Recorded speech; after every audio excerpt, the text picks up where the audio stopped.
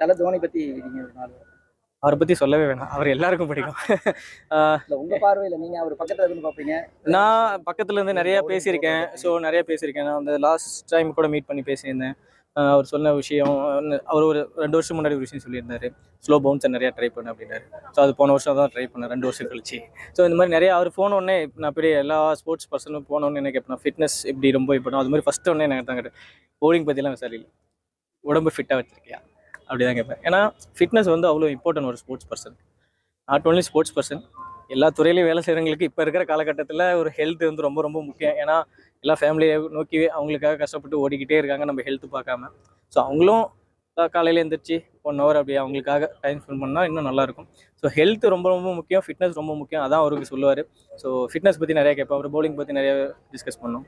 அப்புறம் நீங்களே பார்த்துருப்பீங்க என் பொண்ணு அவங்களும் விளையாடுற வீடியோலாம். அவள் எப்பவுமே சில பேரை பார்த்தா பாசிட்டிவ் வைப் வரும், இவருக்காக பண்ணலாம் அப்படின்னு. கண்டிப்பாக அவரை பார்த்தா அந்த மாதிரி தான் இருக்கும். ஸோ அது ரொம்ப ஹாப்பி அந்த மூமெண்ட். தேங்க்யூ. பார்த்தீங்கன்னா சார் உங்களுக்கு ஏதாச்சும் அறிவுரை வழங்குவாங்க பவுலிங்கில் ஏதாச்சும் அவரு?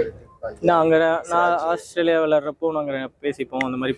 அவர் நிறைய மேட்ச் விளையாடுறப்ப சொல்லுவார், நிறைய விஷயம் ஷேர் பண்ணுவோம். லேர்ன் தான் எல்லாமே.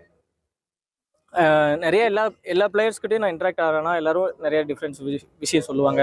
எனக்கு எது சரியாகுதோ அது நான் எடுத்துப்பேன். பட் அவங்க ஆக்ஷன் வேற, நம்மளோட ஆக்ஷன் வேற. பரவாயில்ல, அப்படி கிடையாது. பட் டிஃப்ரெண்ட் ஸ்டைல் வேணாம். பட் நிறைய விஷயம் ஷேர் பண்ணுவார். நான் நிறைய கேட்டிருக்கேன்.